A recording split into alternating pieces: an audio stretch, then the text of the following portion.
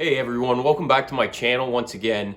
I haven't done a book haul video in quite a while, I think since the summer, and I haven't really done a big book buy since then. I've just kind of been, one or two here and there, grabbing a few books that I wanted to read. But with it being the Christmas season and all the Christmas shopping that's going on, I was out last weekend and, I just had the urge and I just said, what the hell? Let's grab a whole bunch of books. I was feeling it and I just went with it. I made a few stops. I went to Indigo Chapters, which is the big chain bookstore in Canada, and then I hit up a thrift store as well to see if I could get some for cheap. So both were pretty successful trips. I ended up with, I think, 8 books. So yeah, let's check out what I got. So the first book I picked up is called Parasite by Darcy Coates. When a guard discovers an unusual life form on her remote moon outpost, she disregards protocol to investigate, with catastrophic consequences. The parasitic alien wears its victims' skins and adopts their personalities. It mimics the way they talk, the way they look, the way they act. It's the perfect disguise. And by the time humanity realizes it's facing extinction, it's already too late. As the aliens' ruthless progress collapses communication networks, wipes out defenses, and leaves hundreds of stations to fend for themselves, a handful of remarkable individuals must find a way to battle the greatest threat the universe has ever encountered, or die trying. So clearly this is going to be some sort of sci-fi horror. The plot there, as you just heard, it does seem it could be a little bit recycled. It seems like it has been done before in either movies or books, but nevertheless, it is intriguing to me. I am excited to read it. I don't know much about Darcy Coates. If any of y'all out there have read anything by him or her, I guess it could be a him or her. I'm not 100% sure. Let me know. But I am excited to get to this one. Next up, I picked up a classic, Dracula by Bram Stoker. After the success of reading Frankenstein this past summer, I decided to pick up Dracula. I am really into the classics right now. I just find them really refreshing, I guess the word would be. It's just so nice to read something that was original and still, can be considered the cornerstone of the genre. So I don't think I need to read the premise on this one. Obviously, everybody knows what's going on here. Dracula, vampires, all that fun stuff. So excited to get to this one. So I finally picked up Let the Right One In by John Avid Linkvist. This was going to be my third Linkvist novel. I really do like him as an author. I find his writing is very nice to read to me. I'm really into it. He's descriptive. He's very mysterious, which I like, and he's always got you thinking. Real quickly, what this one's about. Oscar is a 12-year-old boy living with his mother on a housing estate. He dreams about his absent father, gets bullied at school, and wets himself when he's frightened. Eli is the young girl who moves in next door. She doesn't go to school and never leaves the flat by day. She's a 200-year-old vampire, forever frozen in childhood and condemned to live on a diet of fresh blood. In very different ways, they were both victims, which is why, against the odds, they became friends, and how they came to depend on one another for life itself. So, truly excited to read this. Everybody who, when I was talking about I Am Behind You in one of my earlier videos, I got a few comments saying that I definitely got to read Let the Right One In. So I'm excited to get to it. Again, John Avid Linkvist, I can't say enough good things about this Swedish author. He really is good. Okay, next up, super excited to get to this one. Ready Player 2. I didn't think there was going to be a sequel, but sure enough, there is. I thought it could have done without one because the book was amazing, Ready Player 1. But there is a sequel, so I am excited to see where the story goes. Real quick. Days after winning Oasis founder James Halliday's contest, Wade Watts makes a discovery that changes everything. Hidden within Halliday's vaults, waiting for his heir to find, lies a technological advancement that will once again change the world and make the Oasis 1,000 times more wondrous and addictive than even Wade dreamed possible. With it comes a new riddle and a new quest, a last Easter egg from Halliday, hinting at a mysterious prize. and an unexpected, impossibly powerful, and dangerous new rival awaits, one who will kill millions to get what he wants. Wade's life and the future of the Oasis are again at stake, but this time the fate of humanity also hangs in the balance. So really the premise there doesn't really give you a whole lot. After the first one, I truly can't really picture myself where this one is going to head. So I feel like it's going to be much of the same. Like it said, another quest, another Easter egg. There's going to be a lot of nostalgia in it, which is really why you pick these ones up.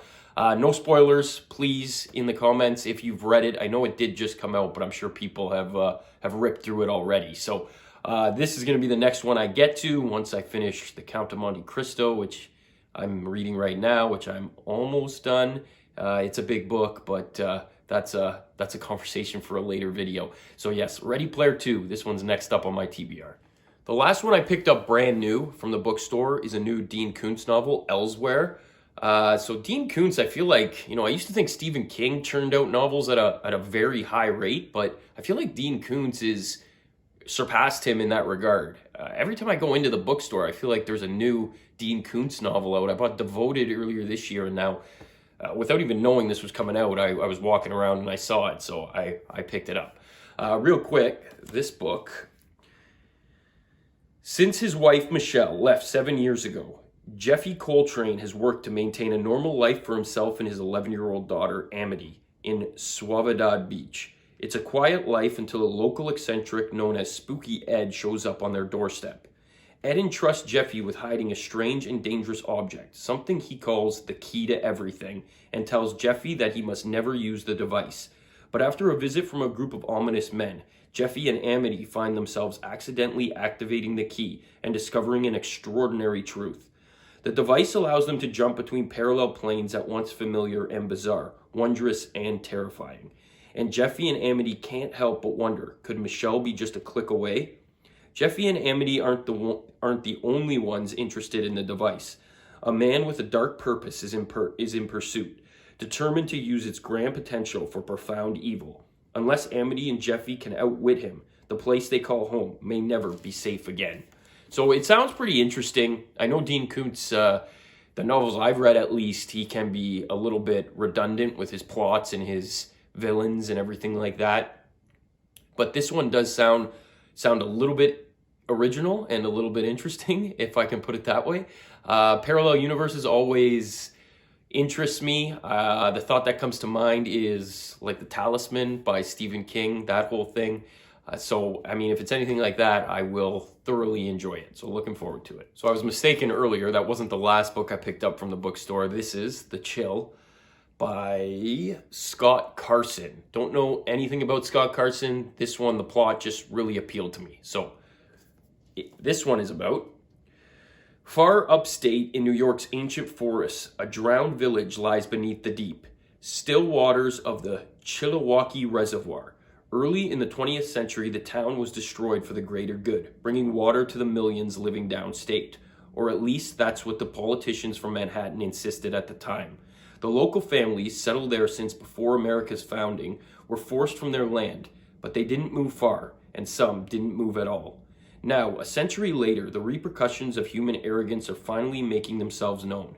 An inspector assigned to oversee the dam, dangerously neglected for decades, witnesses something inexplicable. It turns out that more than the village was left behind in the waters of the Chill when it was abandoned. The townspeople didn't evacuate without a fight. A dark prophecy remained, and the time has come for it to be fulfilled. Those who remember must ask themselves, who will be next? For sacrifices must be made, and as the restless waters begin to rise inexorably, the demand for a fresh sacrifice emerges from the deep. So, pretty mysterious, I would say, which is what drew me into it. It's got some good reviews, a few good blurbs on the back by some good authors, including Dean Koontz, which is always a go-to of mine when I'm blind buying a book. I gotta look at those blurbs and see what some of the authors that I know are saying. So, yeah, Scott Carson, my first Scott Carson experience. If anyone knows anything about it, or Scott Carson as an author, please let me know. Give me your thoughts. All right, so the 3 books I got from the thrift store for like $3 or $4 a pop, which you can never go wrong. The first one is The Martian by Andy Weir. Everybody knows the movie made with Matt Damon, which was pretty good. I always say you can go from watching a movie to reading a book, because I feel like the movie just gives you the bare bones of the story, and then, you know, the book will expand upon it. Whereas if you read a book and watch the movie second, you're almost always going to be disappointed. Just my opinion. So real quick, if you don't know what this one's about, I have no way to communicate with Earth. If the oxygenator breaks down, I'll suffocate. If the water reclaimer breaks down, I'll die of thirst. If the habitat breaches, I'll just kind of explode. If none of those things happen, I'll eventually run out of food and starve to death. I'm screwed. So it's basically all they give you. It's about a guy who is on a mission to Mars. I think they're doing research. I don't think they're colonizing on the planet exactly, but I think it's just research based. But he ends up getting stranded there and lives there for quite a long time. I've heard this book is very science based, a lot of like equations and things like that, but I mean, it doesn't really scare me. Not sure why they put the price sticker right on the front, which doesn't seem to come off. It's just a cheap paperback. I don't really care. I'll read it once, it'll stay on my shelf. But yeah, The Martian by Andy Weir. Another one I picked up was Duel by Richard Matheson. I believe this is a short story collection, so I mean, not much to say here. I'm sure there's a lot of different stuff in there. I haven't read any Matheson. I do have a few short story collections with a bunch of different authors that have some of his stories in them. I think Flight or Fright may have had one. I'm not 100% sure, but yeah, I mean, I've heard Richard Matheson's name talked about quite a bit. I'm sure he's a good author. That's why when I saw this, I was like, what the hell? I'll pick it up for $4. So. Yeah, looking forward to this one. Sometimes it's nice to change up the pace of your reading with a short story collection, because, you know, a bunch of different stuff. You can get through a lot of them pretty quickly, and yeah, that's that. And the last one is another Dean Koontz book, one of the Frankenstein books, City of Night. I don't know much about the series. If you do, let me know how many are in the series. I haven't really done a lot of research. I think this is book 2 or 3.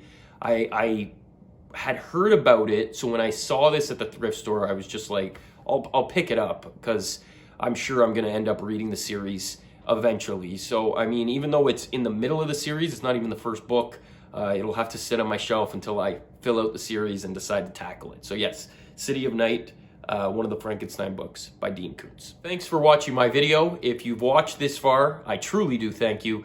I'll be coming out with a new reading wrap-up video shortly, probably just after Christmas in the new year. I got a lot of good books I want to talk about, including The Count of Monte Cristo. Should be a good one to review.